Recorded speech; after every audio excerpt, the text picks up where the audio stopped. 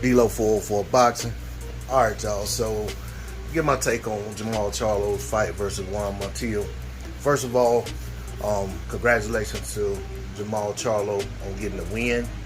In a grinded out, tough, grueling fight. I know he dominated the fight in terms of winning the lion's share of the rounds, but there were many rounds in that fight that were back and forth.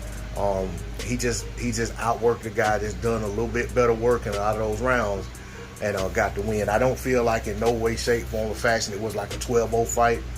Feel like it was more around a 9-3 type fight. But at the end of the day, that's still a dominant performance. Were there things that happened in that fight that give cause for concern? Maybe so, but at the same time, you got to understand that Montiel was a guy who had 22 wins, and all 22 of his wins were by knockout. He was knocked out by Jaime Montiel, and I can't remember how many rounds, but it was years ago, and it was actually at a lower weight. And sometimes guys just, you know what I'm saying, they're stronger once they move up in weight and aren't draining themselves anymore, especially a taller guy. So I'm not going to put a whole lot on how he lost to Jaime. But at the end of the day, the expectation was going into a fight as a 40-1 favorite that Jermall Charlo would make short work of this guy. I personally had picked Jermall by third round stoppage. I was wrong. I was right in picking the winner, but I owe Montiel a lot of respect because I never expected this guy to weather the storm like he did in the early part of the fight, and then to still, be there at the end, slugging it out.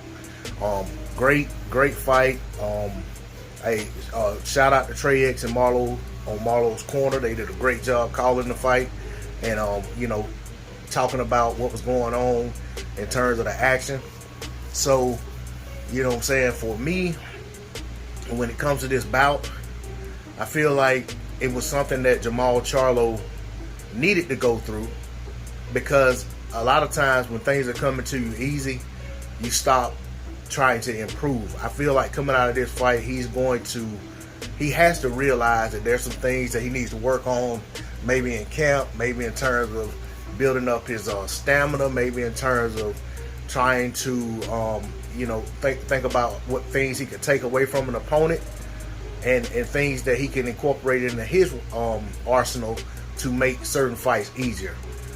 This is a fight that I wouldn't be upset if they ran this back just because the outcome didn't go as it should have, but I also would understand if there was no interest in running the fight back.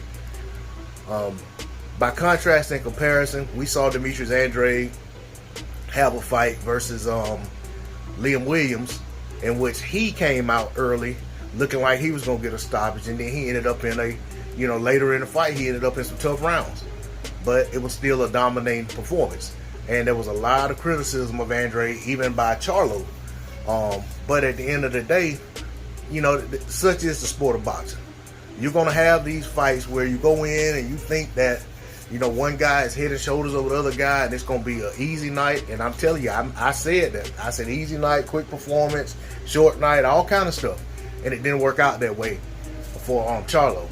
Now, with the Andrade fight, I never said that Andrade was going to make quick work of Liam Williams. I said when Andrade was talking about with Liam Williams as he was obligated to go out there and basically put on a dominant virtuoso performance and get rid of this guy, because he said the guy was on this level. I don't know that I didn't hear Charlo say anything like that about Montiel. But when you're 40-1 favorite, the expectation is that you're going to go out there and take care of business.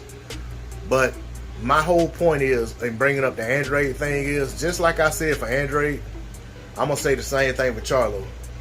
I think part of the problem may be these guys are getting fights that they aren't necessarily getting up for, because it's not really the level of opponent they want.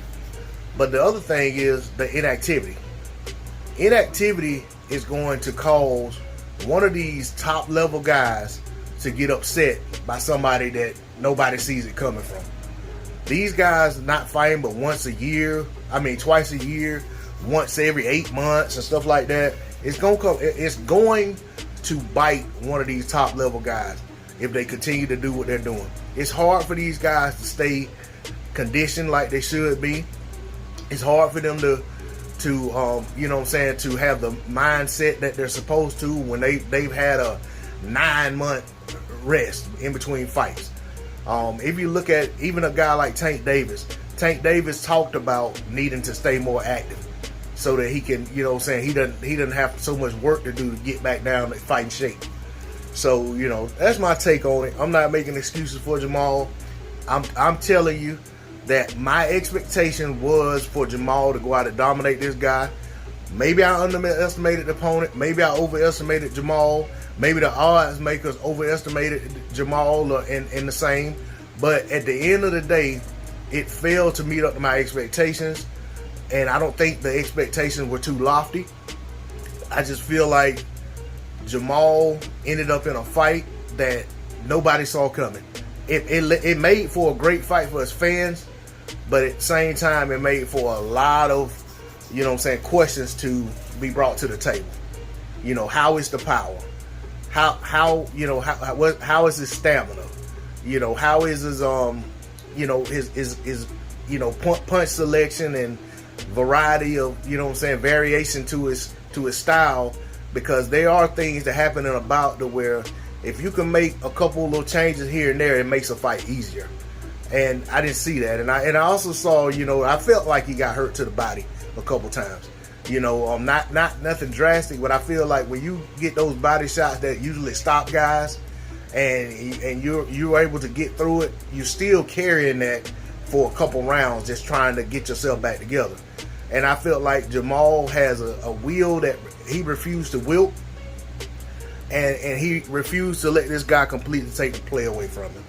But at the end of the day, when you talk about what's going to happen next for Jermall, that remains to be seen. If I was the matchmaker, I think for one, I may be interested in running it back with this guy and saying that, look, Jermall, you got to beat guys like this more convincingly than this. But at the same time, I can see where a matchmaker say, you know, we got out of that unscathed in terms of he didn't get dropped, he didn't lose.